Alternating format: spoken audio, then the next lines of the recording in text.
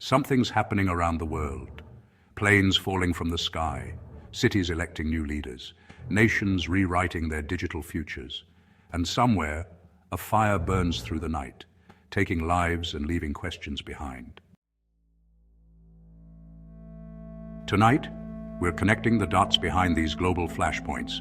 A deadly UPS cargo plane crash in Kentucky, a historic political breakthrough in New York City, a devastating nursing home fire in Bosnia, a controversial movement halted in South Africa, and a shocking social media ban in Australia, changing the rules of the digital age.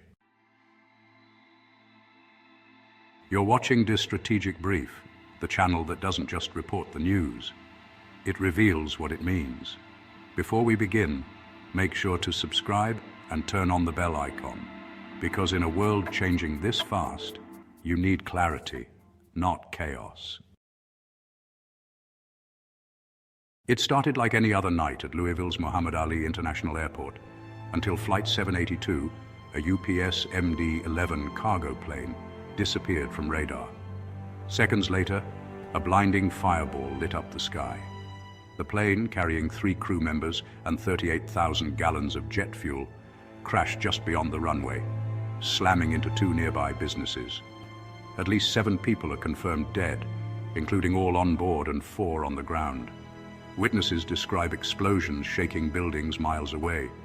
UPS, whose Louisville hub is one of the world's largest freight centers, was forced to suspend operations, halting millions of packages. The NTSB and FAA have launched a full investigation. Early reports point to a possible engine failure during takeoff. A tragic reminder, even in a world built on logistics and speed, disaster strikes in seconds. From tragedy to transformation, a new chapter unfolds in New York City. For the first time in history, Zohran Mamdani is projected to become the first South Asian and Muslim mayor of America's largest city. His victory is more than symbolic, it's historic. Mamdani campaigned on housing reform, justice, and inclusion, resonating with young and working-class voters. But his win comes with towering challenges, rising rents, inequality, and the pressure to deliver on a vision of fairness in a divided city. Political analysts call it a turning point in urban democracy, and perhaps the beginning of a new kind of American leadership. In Tuzla, Bosnia, tragedy struck in silence. A fire engulfed a local nursing home, killing 10 residents and injuring 20 more.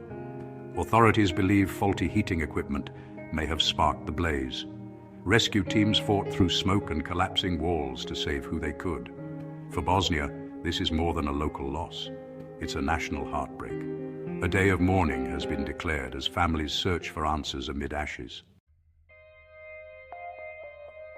In South Africa, a controversial movement known as Operation Dudula, notorious for blocking foreign nationals from healthcare and education, has officially been shut down by government order. Authorities ruled the group's actions unconstitutional, saying it threatened national unity.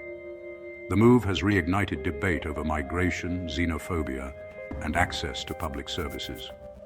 While human rights groups celebrate the decision, some locals say it exposes deeper tensions that can't be legislated away. In literature, a quieter but no less profound story. Helen Garner's How to End a Story.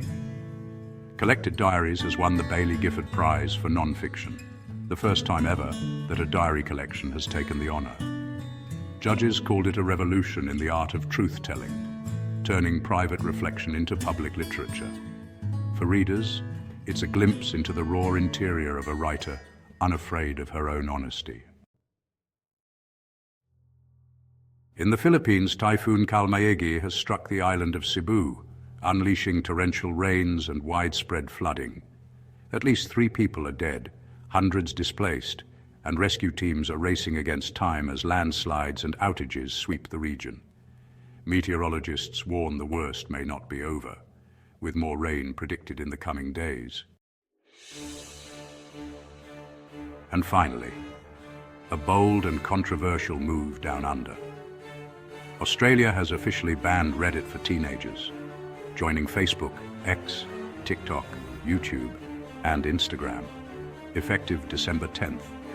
The government calls it a protective measure, citing rising mental health issues among youth. Critics call it digital censorship in disguise. Either way, this marks a new frontier in global internet regulation. And yeah, the world is watching. From Louisville to Lagos, from New York to New Delhi, our world is changing faster than ever. And here at this strategic brief, we make sense of it all. Stay informed, stay strategic. And don't forget to subscribe, because when the story breaks, you'll already know where to find the truth.